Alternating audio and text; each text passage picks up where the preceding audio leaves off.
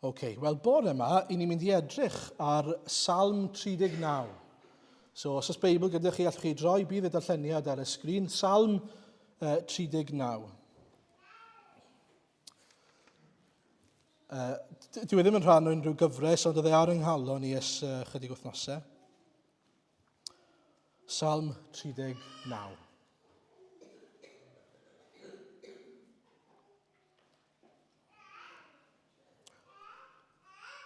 Dywedais, gwyliaf fy ffyrdd, rhag i mi bechu am tafod. Rhodd ffrwyn ar fy ngenau pan fod drygionus yn fymyl. Bym yn fyd a distaw, cedwais yn dawel, ond i ddim diben. Gweithygodd fy mhoen. Llosgodd fy nghalon o mewn. Wrth i mi fyfyrio, cyneuodd tân a thorais allan a dweud. Arglwydd, par i mi wybod fy niwedd, a beth yw nifer fy nyddiau. Dangos i mi mor feidrol y dwyf. Wele, yr wyt wedi gwneud fy nyddiau fel dyrnfedd, ac y mae fy oes fel dim yn dolwg. Yn wir chwa o wynt yw bob un byw. Ac y mae mynd a dod fel cysgod. Yn wir ofer yw'r holl gyfoeth a bentyra. Ac ni wyr pwy fydd yn ei gasglu. Ac yn awr arglwydd, am beth y disgwyliaf, y mae fy ngobaith yno ti. Gwared fi o'm holl droseddau, paid am gwneud yn wawd i'r ynfyd. Bym yn fyd ac nid agoraf fy ngheg, oherwydd ti sydd wedi gwneud hyn. Tro ymaith dy bla o ddiwrthif, yr wyf yn darfod gan drawiad dy law. Pan gosbi rhywun a cherydd am ddygioni, yr wyt yn dinistrio i gogoniant neu oegoniant fel gwyfyn. Yn wir, chwa o wynt yw pawb.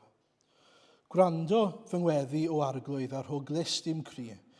Paid a diostyru fy nagrau, oherwydd ymdeithydd gyda thi y dwyf, a phererin fel fy holl hynafiaid.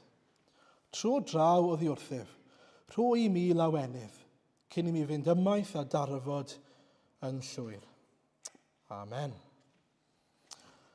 Reit, wel, falle bod chi wedi sylwi o'r darlleniad, dyw e ddim falle y salm mwyaf cheery i ddechrau ni off yn y flwyddyn newydd, mwyaf upbeat falle, mewn un ystyr. Mae Dafydd fan hyn yn ysgrifennu.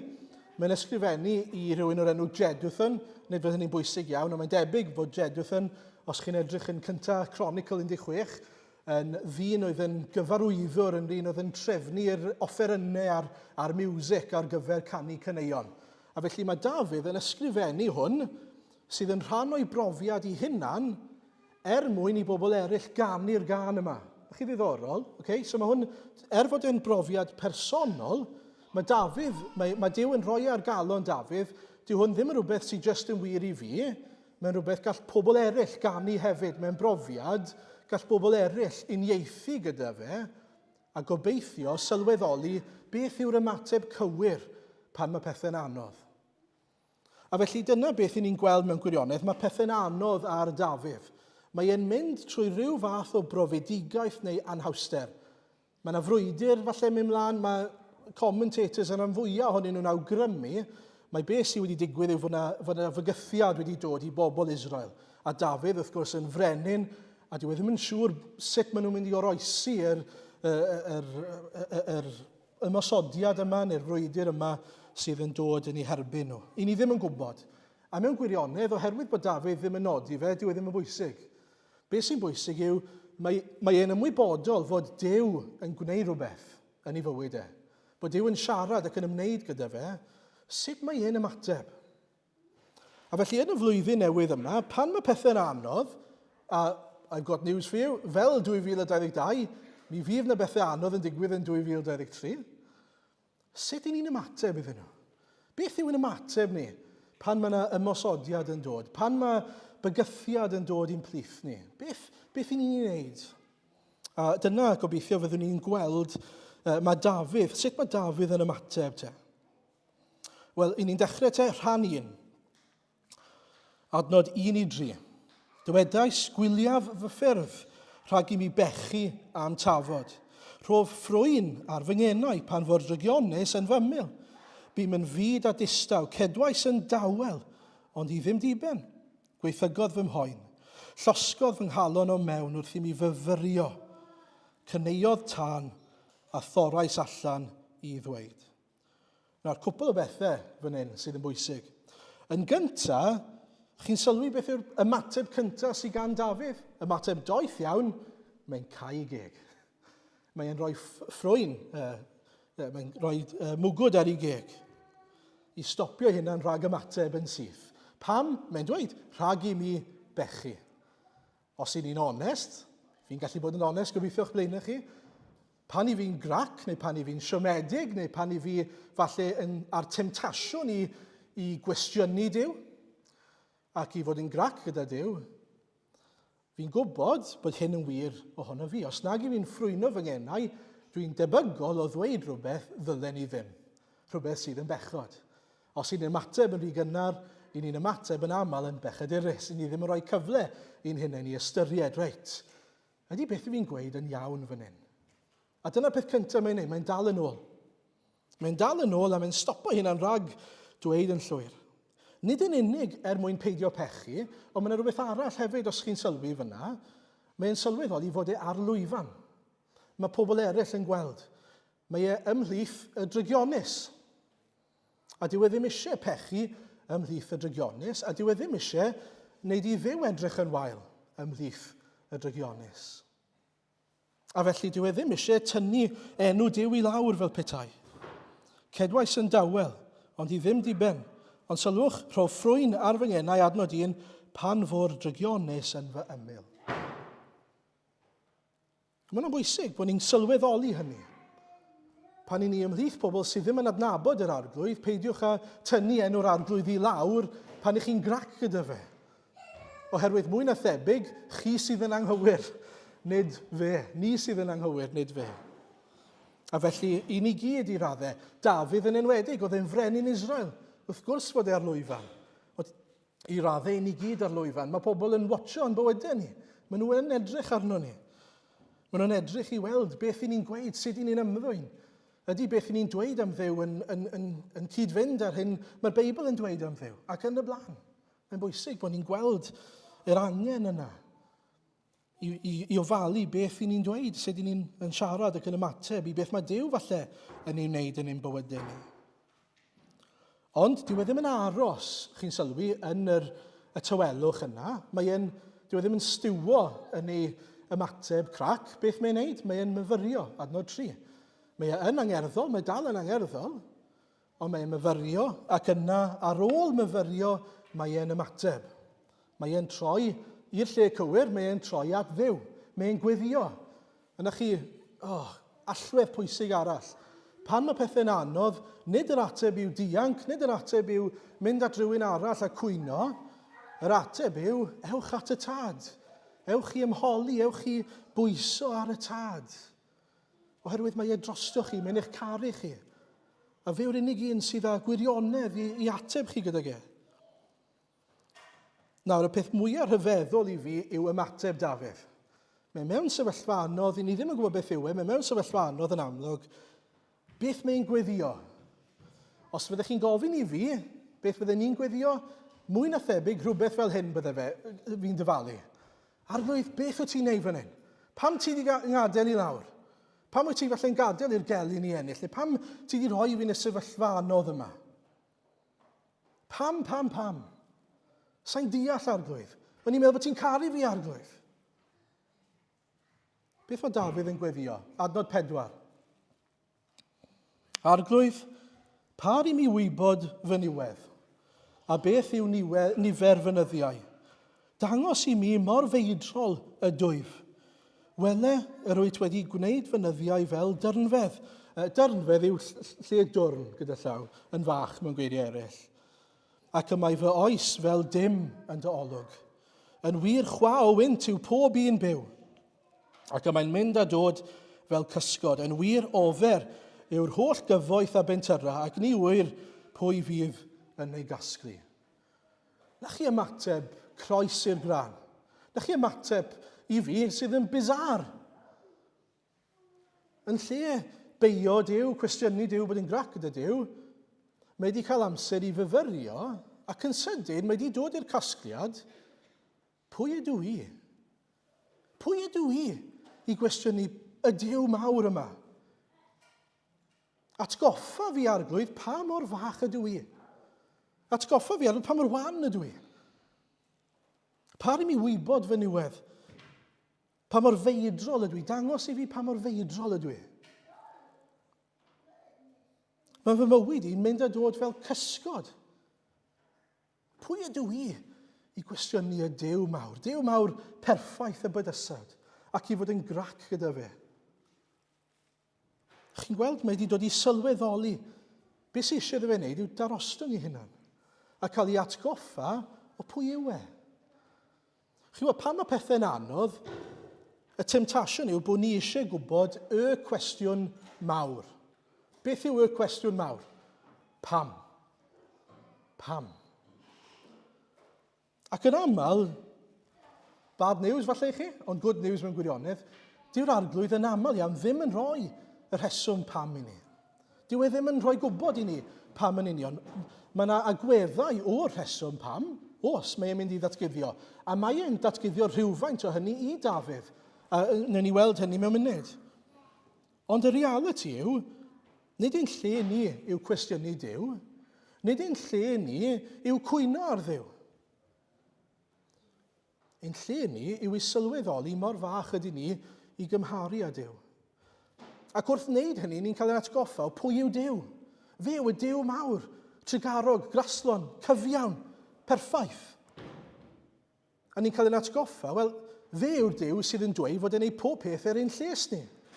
A felly, wrth i ni ddyrchafu Dyw, wrth i ni sylweddoli mor fawr yw Dyw, i ni'n cael ei atgoffa bod ni fel plant i drystio yn ein tad nefol. Dyna'n gwaith ni, dyna'n cyfrifoldeb ni. I ni ddim ar yr un lefel â fe. I ni methu deall beth mae'n wneud.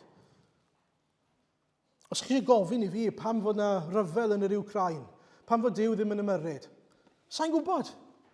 Allai'n gweithio chi. Ond allai weithio chi fod Dyw yn dda. Allai weithio chi fod Dyw yn berffaith. Allai weithio chi fod Dyw yn gyfiawn. Ac allai weithio chi fod gyda fe bwrpas yn y cyfan. Mater o drast yw hwnna, oherwydd bod fi'n sylweddoli dwi'n ddim byd i gymharu gyda fe. A dwi'n methu deall beth mae Dyw yn wneud. Eseia 55, mae ei ffyrdd e yn uwch na'n ffyrdd ni. Mae ar lefel wahanol i ni.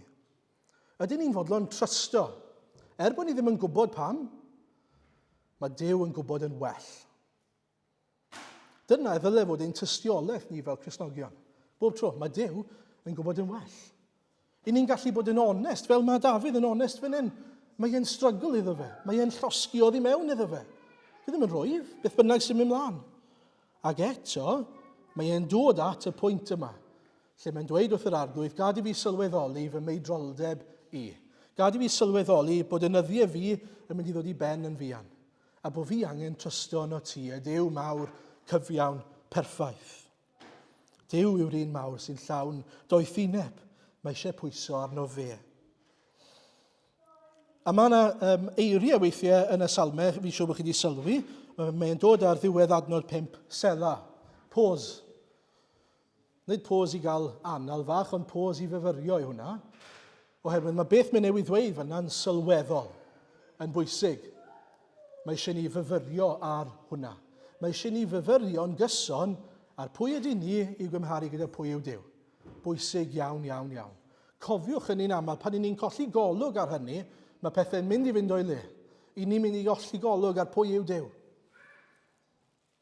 Felly yn y flwyddyn sydd i ddod, gnewch yn siŵr fod gennych chi ddigon o'r selas yma yn eich bywyd. Pause cyson i ystyried. Pwy yw Dyw? Pwy ydw i? Yna mae'n mynd mlaen. Eto, adnod 6, gwared fi.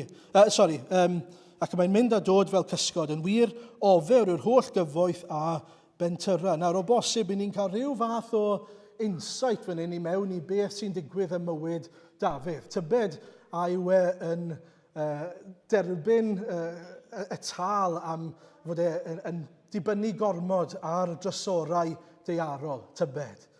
Fod wedi gweld fod e'n cael golwg nawr, fi wedi bod yn trystio normodol mewn pethau daearol. Fi wedi bod yn wastod amser yn buddsoddi mewn pethau bydol, yn hytrach na buddsoddi yn yr ysbrydol. Ewn ni mlaen. Nawr, mae'n troi nawr o fod yn dweud wrth yr arglwydd atgoffa fi o pwy ydw i, bod fi'n fach, bod fi'n feidrol. Ond mae'n gwybod lle i droi, fel un bach a meidrol. At bwy mae e'n troi. Dwi ddim yn aros fyna, dwi ddim yn gorffen fyna. Mae'n dweud ac yn awr arglwydd am beth y disgwyliaf. Y mae fy ngobaith yno ti. Mae obaith yn yw. Mae'n trystio yn yw. Mae'n rhoi ffydd yn yr arglwydd. Felly beth bynnag yw'r frwydr, beth bynnag yw'r y treialon sydd yn wynebu Dafydd ar y pryd, mae'n gwybod lle i droi. Mae'n gwybod at bwy i fynd, at yr arglwydd. A dyna'r ateb i bob un o'n ni wrth gwrs. Beth bynnag sydd yn ein wynebu ni, sydd wedi'n wynebu ni yn 2022 a sy'n mynd i wynebu ni yn 2023.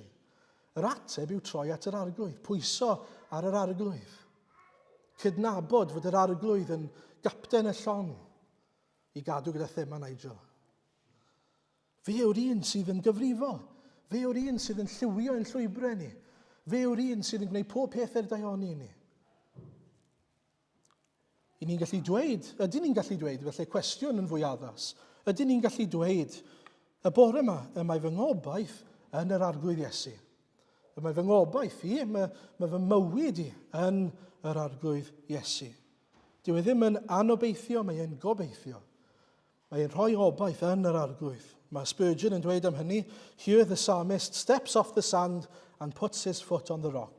Happy is the man who can say to the Lord, my hope is in thee. Chi hyfryd.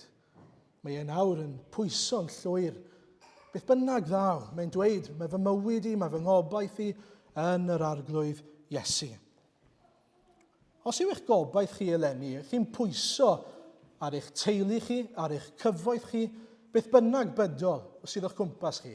Os mae dyna eich gobaith chi eleni, chi'n meddwl mai dyna sy'n dod â sicrwydd i chi, dyna sy'n dod â llawenydd i chi, a bodlonrwydd i chi. Os ych chi'n meddwl mai dyna sydd yn rhoi sicrwydd i chi'n anghywir, a chi ar y tywod. Eich gobaith chi eleni fel unrhyw flwyddyn arall yw pwyso ar achubiaeth drwy Iesu Grist.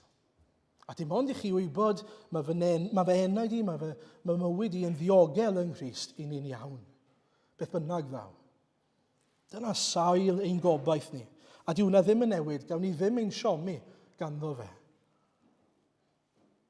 Mae'n trystio ar yr arglwydd felly. A mae'n trystio ar yr arglwydd, mae'n dweud i beth, i faddau, i bechodau fe'n bennaf. Mae'n dweud adnod 8, gwared fi o'm holl droseddau, paid am gwneud yn wawd i'r ynfyd, maddau fi. Delia gyda fi arglwydd, yn ôl fy angen, mae'n sylweddoli ei angen am faddeuant. Mae'n nid yn unig yn trystio yn yw i fod wrth y lliw, ond mae'n trystio yn yw i ddelio gyda fe, ei anghenion e. Chymodd hwnna'n her i fi wrth feddwl am bobl falle sydd wedi gwrthgilio oddi wrth yr arglwydd. Pobl sydd wedi troi i ffwrdd o'r arglwydd, oedd gynt yn arddel Crist yr arglwydd. Yr unig un sy'n abl i ddelio gyda nhw yw yr arglwydd, nid ni, yr arglwydd ei hun. Mae'n diweddio drostyn nhw. Bydd yr arglwydd yn cymryd charge fel petai. A mae hwnna'n dod ni at adnod 9. Mae Dafydd yn ymateb trwy ddweud, bym yn fyd ac nid agoraf fy ngheg, oherwydd ti sydd wedi gwneud hyn. Chi beth diddorol i ddweud? Mae Dafydd yn dweud, ti arglwydd sydd wedi gwneud hyn. Beth bynnag sy'n mynd mlaen, nawn ni gymryd, let's say for example, right? Mae yna fyddin wedi dod yn ei erbyn e, wedi lladd llwyth o filwyr Dafydd. Mae e mewn trwbl. Dwi ddim yn gweld sut mae'r fyddin yn mynd i oroesi, mynd i survivor. Ond mae'n dweud, ti arglwydd, beth bynnag yw y frwydr, beth bynnag sydd wedi digwydd, yr arglwydd sydd wedi gwneud e. Yr arglwydd sydd wedi trefnu fe. A does dim ateb i hynny, mae rhaid trystio Mae'r arglwydd wedi trefnu'r cyfan, a mae'r arglwydd wedi trefnu'r cyfan daioni ac llys. A nawr, mae Dafydd yn dweud rhywbeth falle sy'n fwy o sioc i ni. Mae'n dweud, trod y bla o ddiwrthyf. Trod y bla o ddiwrthyf, yr wyf yn darfod gan drawiad dylaw, pan gosbi rhywun a cherydd am ddrygioni, yr wyt yn dinistrio ei ogoniant fel gwefin. Be mae'n gweithio ni fan hyn? Wel, be mae'n dweud wrthyn ni yw fod Dafydd yn ymwybodol, pryd hyn beth bynnag, fod Duw yn ei gyrryddu fe, fod Duw yn ei gosbi fe. A mae hynny daioni.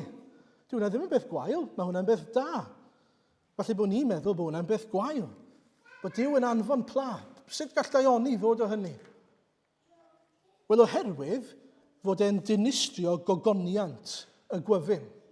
Os chi'n sylwi yn adnod 11, rwyt yn dinistrio ei ogoniant fel gwefin. So be mae'n dweud fyna yw, mae'n air, falle mae'r Hebraeg yn pwyntio mwy at delight rhywun. Dinistrio delight y gwefin. Pôl yw'r gwefin, mae Duw yn dinistrio ei ddeleitau. Hynny yw, mae delight Dafydd wedi bod mewn pethau bydol. Dwi'n ame falle, tybed ydy Dafydd wedi bod yn rhoi ei ddileit ar ei fyddin. Ymhyfrydu yn ei fyddin. Pwyso ar ei fyddin. Ar ei statws fel brenin, ar ei rem bydol fel brenin. Yn hytrach na fod e'n pwyso ar yr arglwydd. Dychmygwch mor hawdd bydde fe fel brenin, anfon mas y fyddin mewn brwydr, a ddim hyd yn oed cwestiynu yr angen i weddio cyn danfon nhw mas. Bydde fe'n rwydd wneud, fi'n siŵr.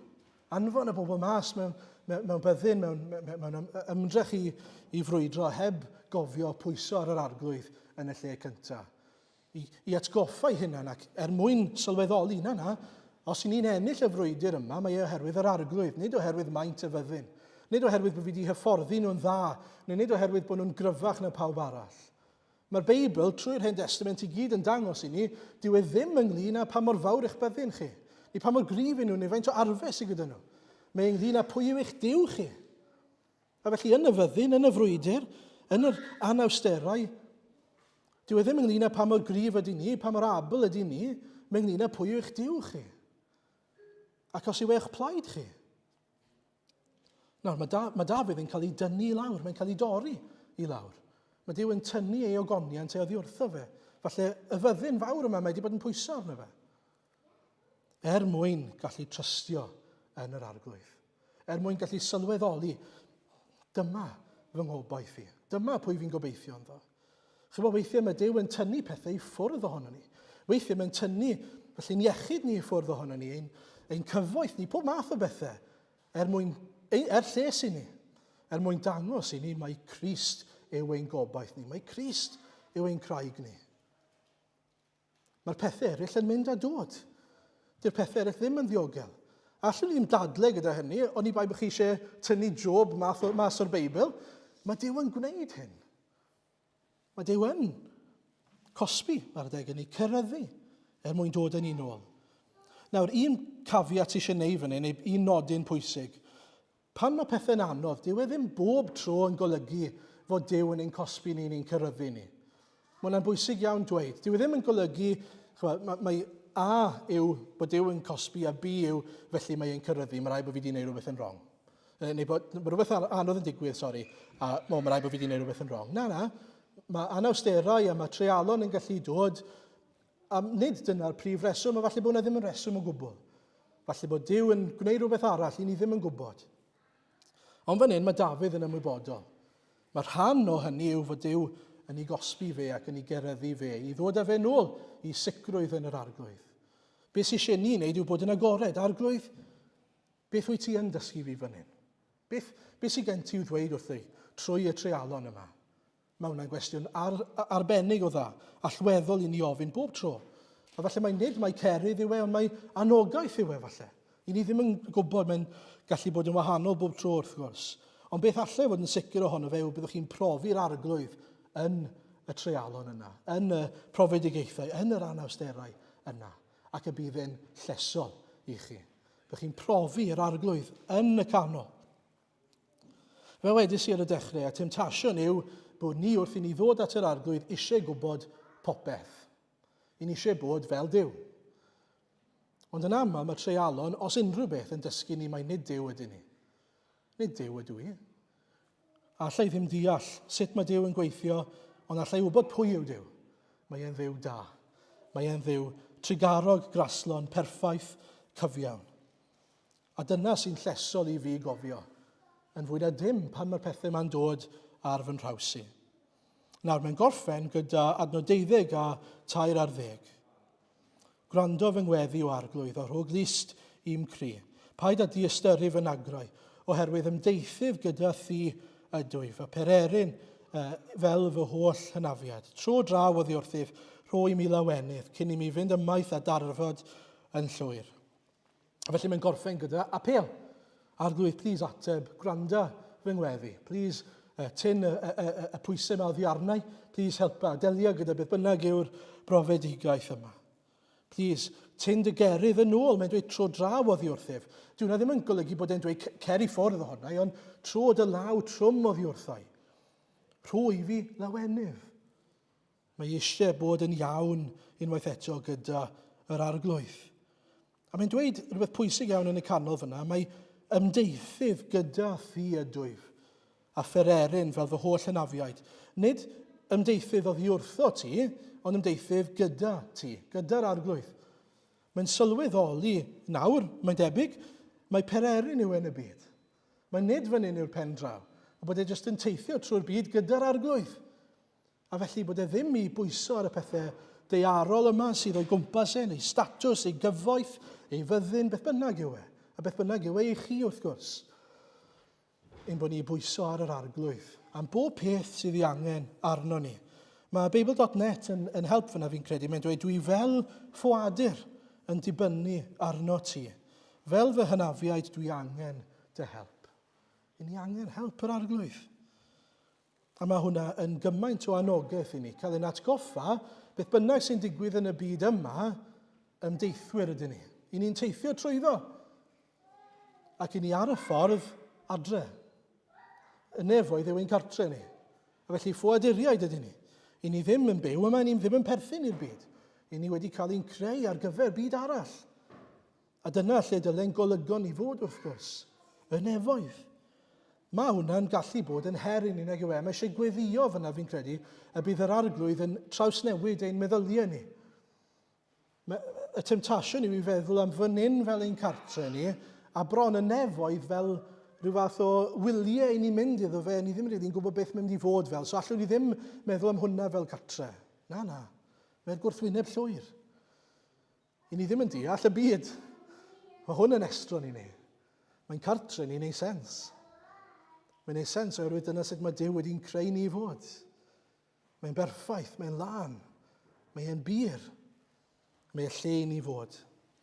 A felly gweddiwch y bydd yr arglwydd yn rhoi golwg i chi o y nefoedd fel eich cartre a'r ddeiar fel rhywle ni'n teithio trwyddo nawr. Ac y byddwn ni yn buddsoddi gyda golwg ar y nefoedd. Allwn ni ddysgu lot rhieni i'n plant ni. Ond y pethau pwysica allwn ni ddysgu i'n plant ni yw ffordd iachawdwriaeth. Sy'n byd pwysicach. Yr un peth gyda'n ffrindiau ni, allwn ni rwbo off arnyn nhw mewn lot o ffyrdd da. Ein cymdogion ni allwn ni fod hyfryd gyda nhw, ond os nag nhw'n gwybod y ffordd, so nhw'n gwybod unrhyw beth o werth. Na'r reality bywyd, ynddo fe? A felly dyna'r pethau ni eisiau buddsoddi ynddyn nhw. I ni'n gweddio yn 2023. Y pethau sydd o dragwyddol werth. Gweddiwch ar yr arglwydd eich helpu chi i wneud hynny. A felly jyst i roi un atgoffa ni ar y diwedd te, i roi clw ar y cyfan. Yn gyntaf mae Dafydd yn cofio a cydnabod pwy yw e ger bron Duw. Un meidrol, a mae ddyddiau fe'n dod i ben, un gwan, gwyfyn, chwa o wynt, yw'r math o iaith mewn defnyddio i ddisgrifio i hunan ger bron Duw. Ond dyw e ddim yn anobeithio oherwydd mae'n gallu ymddiried a rhoi ei obaith yn y Duw mawr. Mae'n cofio felly a cydnabod pwy yw Duw, yr un mawr. Ac yna mae'n ymdrechu i fyw i blesio y Duw mawr yna. Drwy ffydd, wrth gwrs, nid yn ein erth ei hunan, ond mae eisiau bod yn ffyddlon i'r tad. Mae eisiau bod yn barod i gael ei geryddu hyd yn oed. Mae'n fodlon bod Duw yn dweud wrtho fe, dwi ddim yn hapus gyda ti fan hyn, a mae Duw yn dod â fe nôl. Chyfo, mewn byd lle mae cerydd yn gallu cael ei weld fel rhywbeth mor wael. Nes i weld rhywbeth am rhianta, a plant bach, pobl yn dweud dyle plant bach roi hawl neu caniatâd i'r rhieni i roi cerydd iddyn nhw. Os byddech chi'n gofyn i'n mhlant ti, ti eisiau i dad roi row i ti? Fi'n gwybod yr ateb. Na! Fi eisiau gallu gwneud beth fi moyn. Ac i ni fel na, nag i ni eisiau gwneud beth i ni moyn. Ond ni angen tad sydd yn fodlon rhoi boundaries i ni. Tad sy'n fodlon dweud, dyma sy'n dda i chi, dyma sy'n wael i chi. Byddwch yn barod i gael eich cadw yng nghorlan y bugail da, oherwydd mae'n eich caru chi, a mae eich lles chi, a mae gogoniant i'w enw fe. Amen.